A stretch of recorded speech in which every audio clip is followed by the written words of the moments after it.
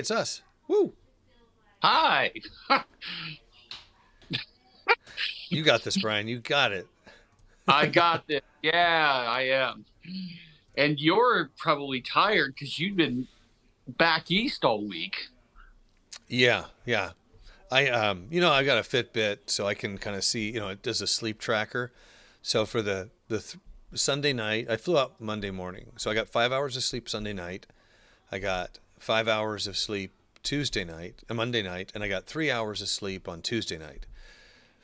Whoa. Yeah. So, and then I was awake for 21 hours yesterday because I flew out basically I woke up at basically it was midnight our time and then went to bed at, you know, 10 o'clock our time or something like that. So, Yesterday.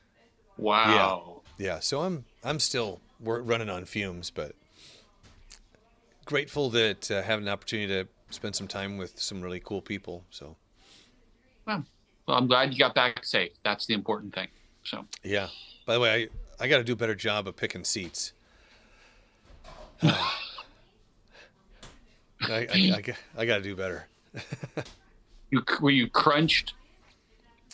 Yeah. Yeah, I'll just share this one thing, I guess. I got on my first flight from Portland to Chicago, basically a 4-hour flight, and I had an aisle seat. No, a window seat. I had a window seat. But as I was approaching my seat, there was a boy in my seat, and the aisle was open. So I'm like, okay, I'll sit in the aisle. And as just I'm walking up there, they're like, oh, maybe that seat's open. Somebody says that. And I'm like, nope, it's not. It's mine. And I said it in kind of a joking way or whatever, because it was mine. And then this woman goes, oh, would you be willing to give up your seat for this man so he can sit with his family? Well, the guy had the middle seat. And when somebody asks you that question in front of everybody else, You don't want to look like a jerk. no, I think maybe the thing I should have said was, hey, if you're happy to slide over to the middle seat so I can have the aisle, I'd be more than happy to do that, because then that turns it back. But what I found is I was sitting there in the middle seat thinking I did a good thing, feeling good about myself. And then about halfway through the flight, I just started getting bitter and resentful. And, I'm like, this is dumb. Why am I here? And I wasn't mad at the guy. I was annoyed with the woman who put me in that position. But it called to my mind our heart and what's our motivation behind things.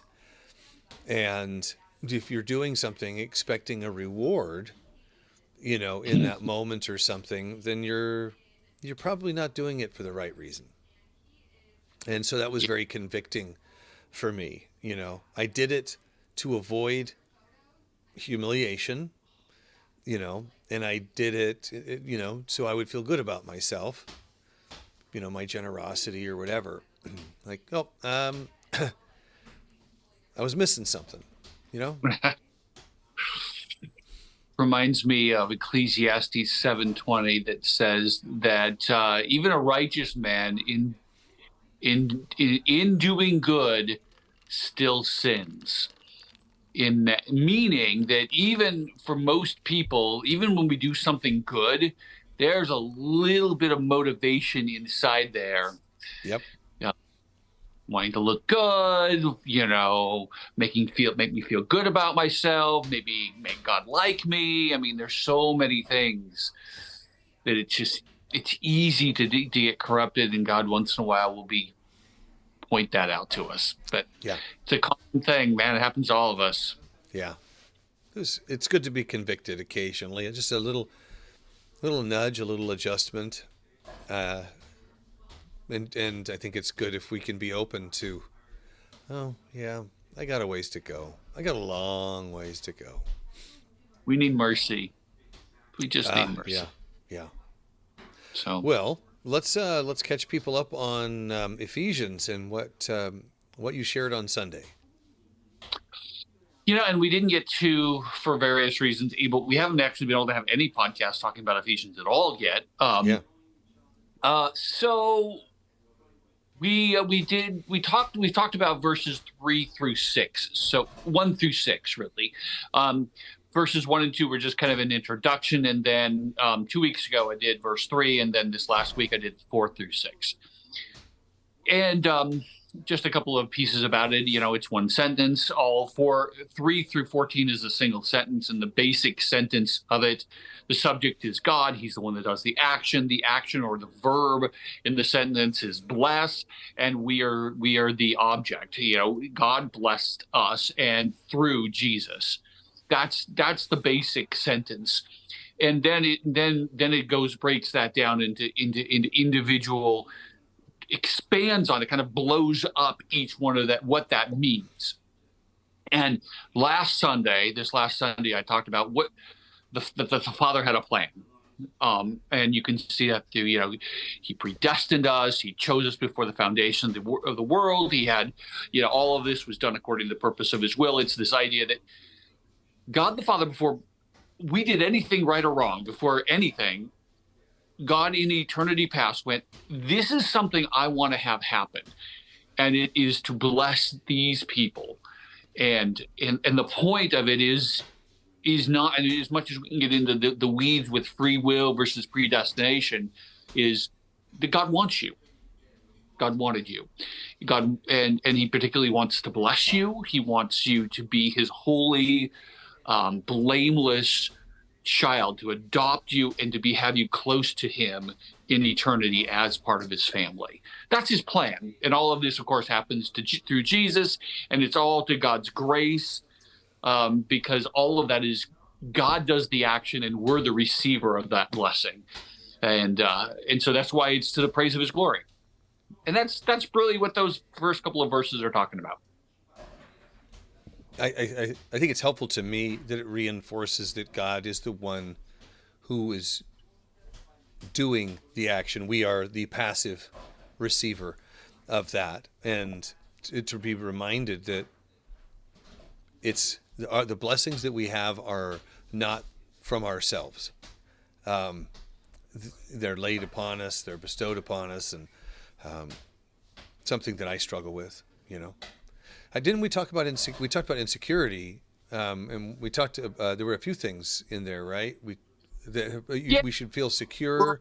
You're defended and you're wanted. You're wanted because God chose to bless us.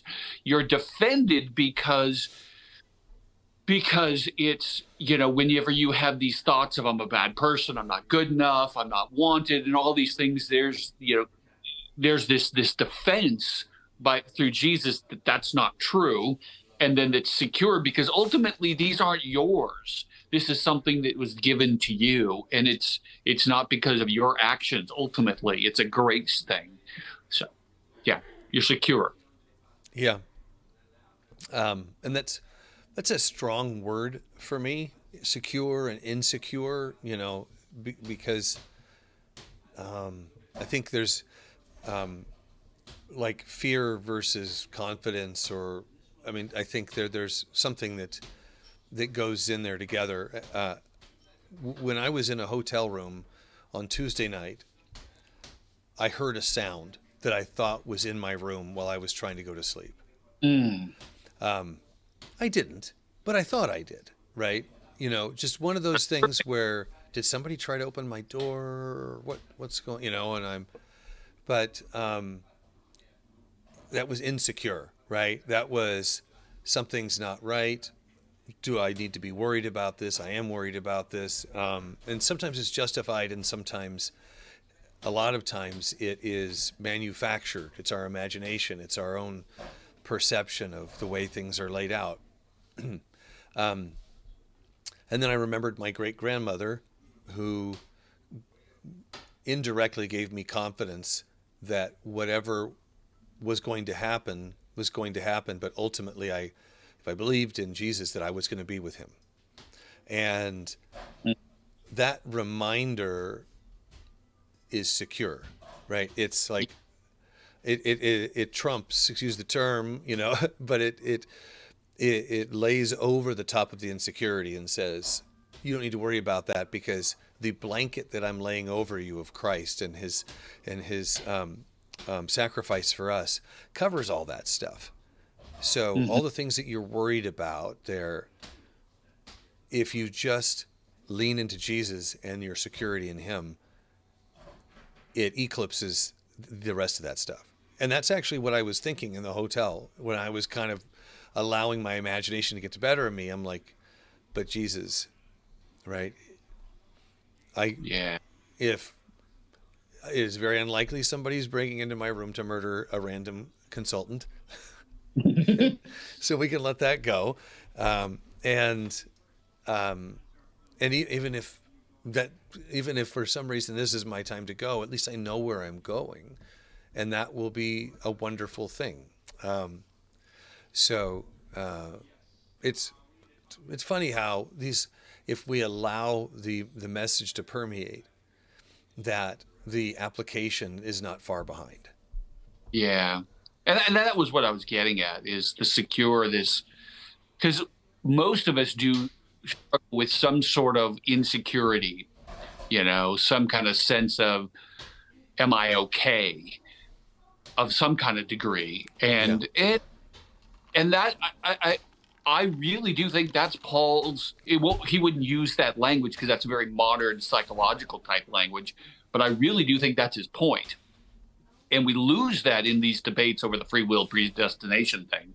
But I think that's the point, is he really wants us believers to just have this sense of, you really are his kid. You really, your destiny is already set. It was determined before you were born. You can't lose it. You're gonna be fine.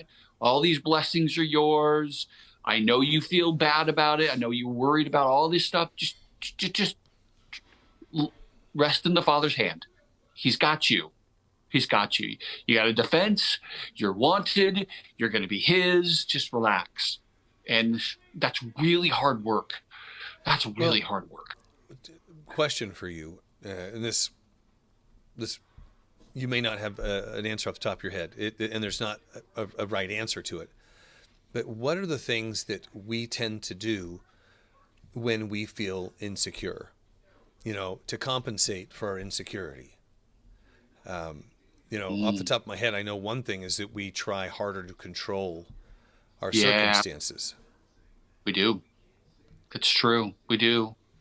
Well, and fear. We We also have hide. fear. Control. We hide. Put up a mask to pretend. If We I get can't, angry. we get angry. Yeah. I'm thinking about, a secure attachment, which I know you know what that means, Mm-hmm. Mm-hmm. versus insecure, or I don't remember all of them, but yeah, it's that just sense of needing to take care of yourself if you can't trust that you're already okay. Yeah, Right. you're not open. I don't think you're generous sometimes, or if you're generous, it's a generous needing to be given back. And So when you feel secure, when I think the word secure, I think of the word peace. There's yeah, a peacefulness to knowing that you're safe, that you're defended. You use that term, and that was a very meaningful term specifically to you, was the idea that you were defended, you were right. protected, and these words, they work together, but you know it in many ways, it's like if you remember being 5 or 6 years old and you got to crawl into mom and dad's bed or something, like, or sit in the chair with your parent or whatever, and you just knew that you were covered. Right. Nothing bad was going to happen to you because of where you were, and you can relax, there's peace, there's comfort, there's warmth. That's what I think of when I think of secure. Yeah, me too. I also have the image of being on a ship in a storm, and you're securely anchored to the ship. You can't fly off it, kind of a thing. And maybe like a force field around you so that you're defended against the waves. I don't know. My imagination goes wild. Yeah. Well, have you ever been scuba diving?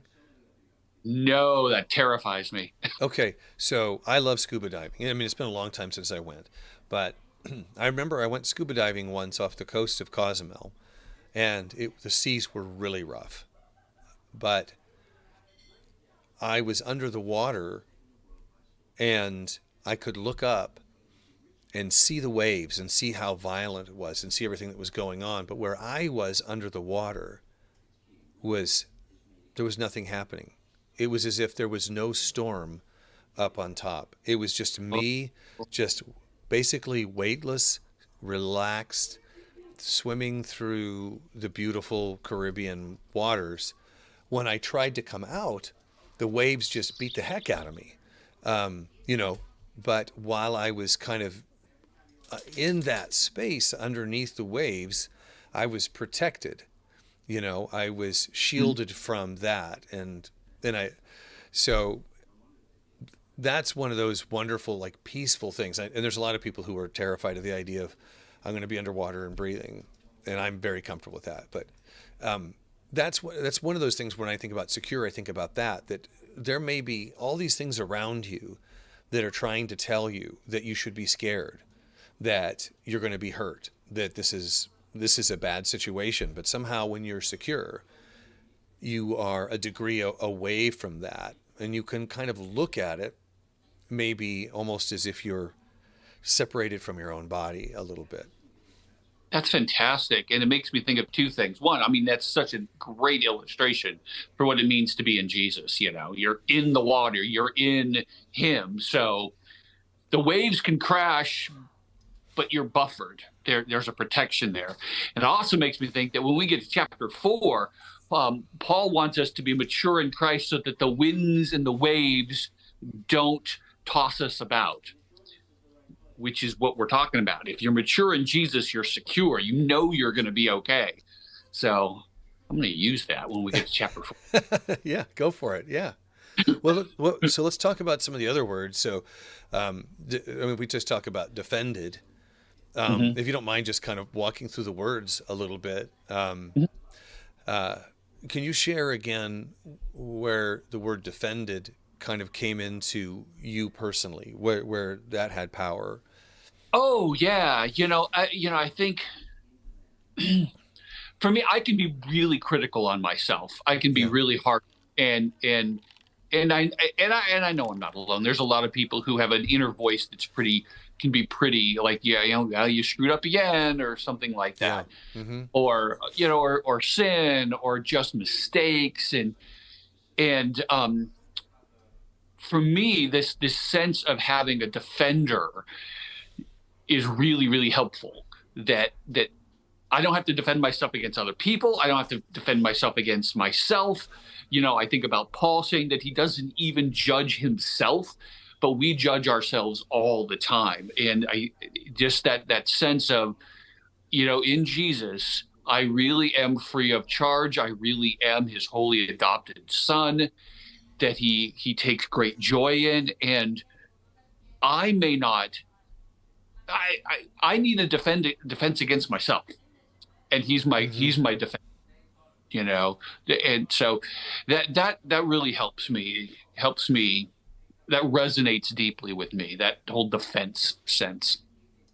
Have you ever been in a That's, situation where you thought you were going to get in trouble for something, and then somebody came and said, "Oh no, the way you interpreted that's wrong. You're actually just fine."